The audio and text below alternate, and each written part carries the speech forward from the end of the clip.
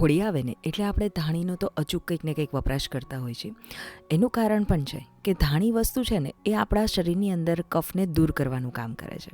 હા, આ વસ્તુ થોડી આપણને અલગ લાગશે પણ એકદમ સાચી છે. તો બહુ જ સિમ્પલ પણ એકદમ ટેસ્ટી એવો ધાણી મમરાનો આપણે ચેવડો બનાવી લઈશું. તો સૌથી પહેલાં તો અહીંયા મમરાને મેં થોડા શેકી લીધા. મમરા અહીંયા 1 બાઉલ જેટલા લીધા હતા અને સાથે 1 બાઉલ જેટલી જ ધાણી લઈ લીધી.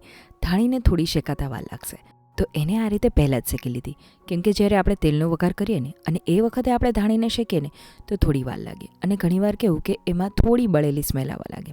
તો આ રીતે એને પહેલાં જ શેકી લેવાની. અને હવે આપણે એકદમ ટેસ્ટી અને ચટપટો એવો મસાલો બનાવી લઈએ. તો લાલ મરચું પાવડર, થોડું ધાણા જીરું, દળેલી ખાંડ. તો દળેલી ખાંડનું પ્રમાણ થોડું વ્યવસ્થિત જ રાખશું. ત્યારબાદ શેકેલા જીરાનો પાવડર, થોડું સંચળ, ચાટ મસાલો અને એકદમ થોડો ગરમ મસાલો એડ કરી દઈશું. અને દળેલી ખાંડ તો અહીંયા આ રીતે વ્યવસ્થિત જ એડ કરજો મસાલામાં, કેમ કે આ રીતે ચાટ મસાલો, થોડો ગરમ મસાલો, આ રીતનો બધો ટેસ્ટ હોય તો સાથે થોડી દળેલી ખાંડ વ્યવસ્થિત હોય ને તો વધારે ખાવાની મજા આવે. અને આ ચેવડામાં થોડો ટેસ્ટ વધારવા અને ક્રિસ્પી કરવા માટે અહીંયા પાપડને તળી લીધા. તો અહીંયા બહુ વધારે નહીં પણ 1-2 જેટલા પાપડ પણ એડ કરી દઈશું તળેલા. અને ધાણીનો ચેવડો તો શિંગદાણા અને દાળિયા વગર તો અધૂરો. તો બસ આ રીતે થોડા દાળિયા અને શિંગદાણા બે તળાઈ જાય ને પછી કાજુ અને લીલા મરચાંને પણ તળી લઈશ. હવે એ બધું તળાઈ જાય પછી તેમાં થોડો હળદર પાવડર એડ કરી દઈશ.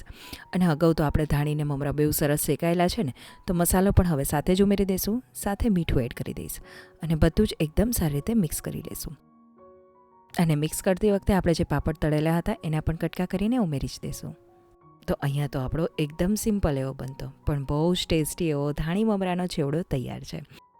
અને જો આ વિડીયો ગમ્યો હોય અને આવી જ રીતના બીજા શોર્ટ એન્ડ સ્વીટ વિડીયોઝ જોવા હોય તો આ ચેનલને જરૂરથી સબસ્ક્રાઈબ કરજો. ખૂબ ખૂબ આભાર.